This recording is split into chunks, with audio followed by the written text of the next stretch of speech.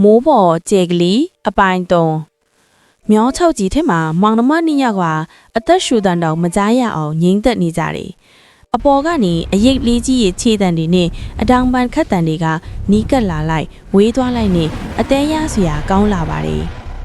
အဲ့ဒီအချိန်မှာဖိုးသားရဲ့အင်ကြီးအိုက်ကတ်သေးကကျဲလူသားလေးစီကနေနှွေးထွေးတဲ့အလင်းငွေလေးတွေထွက်ပေါ်လာပြီးဖိုးသားရဲ့ရင်ဘတ်ကိုလာထိတယ်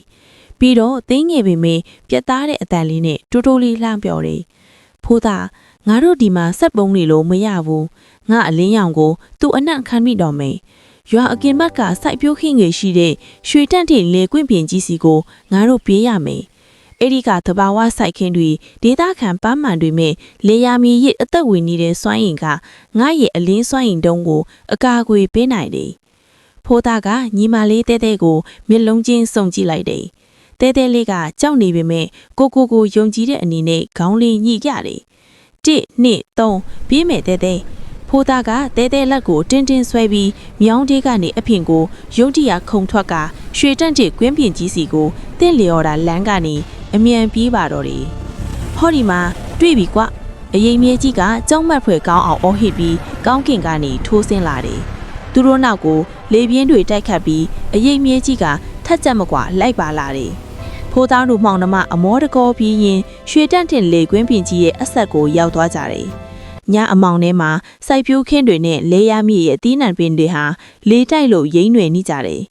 အဲ့ဒီအချိန်မှာကျဲလူသားလေးကဖိုးသားရဲ့အိတ်ကက်ထဲကနေထွက်လာပြီးသူ့ရဲ့ရင်ဘက်ကအလင်းစွမ်းရင်တုံးလေးကိုအပေါ်ကိုမြှောက်လိုက်တယ်အန်အောစရာကောင်းတာကရွှေတန့်တဲ့ကွင်းပင်တစ်ခုလုံးကအပင်တွေတိရွက်တွေနဲ့လေယာမြေကြီးစီကနေရွှေရောင်အလင်းမုံတွေပိုးဆုံးကျူးတွေလိုထွက်ပေါ်လာပြီးကျဲလူတိုင်းလေးရဲ့အလင်းတန်းနဲ့လာရောက်ပေါင်းဆက်သွားကြတယ်ရုပ်ရှင်တွေကဇက်ဝင်ကန်တစ်ခုလိုပဲတောက်ပပြီးလှပတဲ့စွမ်းရည်အကာအကွယ်ကိုနဲ့ကြီးတစ်ခုကဖိုးသားနဲ့တဲတဲတို့ကိုလွှမ်းခြုံသွားတယ်ဝုံဆိုတဲ့အတန်ကြီးနဲ့အတူအရင်မြဲကြီးကအဲ့ဒီအလင်းတန်းကိုနက်ကိုဝင်တိုက်မိပြီးအနက်ကိုပြင်းထန်စွာလွင့်စင်သွားလေအရင်မြဲကြီးနာကျင်စွာအော်ဟစ်တန်ကလဲကွင်းပြင်ကြီးတဲ့ဟင်းထွက်သွားပါတယ်ဒါပေမဲ့အရင်မြဲကြီးကအရှုံးမပေးသေးပါဘူးသူကကောင်းကင်ပေါ်ပြင်းပြတ်သွားပြီးပိုကြီးမနဲ့အမောင်စွမ်းရည်တွေကိုစူးစီးကနောက်တစ်ကြိမ်အပြင်းထန်ထက်တိုက်ခိုက်ဖို့ပြင်ဆင်နေပါတယ်အကာအကွယ်ကိုနဲ့ကြီးဖန်တီးရတော့အားရင်ကုန်သွားတဲ့ကျဲလူထားလိရဲ့အလင်းရောင်ကတဖြည်းဖြည်းမိမ့်လာလေကျဲလူလားလိကအားပြိုစွာမြေဖို့ကိုပြုတ်သွားပြီးအရေးမြဲကြီးနောက်တစ်ခါဝင်တိုက်ရင်ဒီအကာအကွယ်ပြတ်သွားလိမ့်မယ်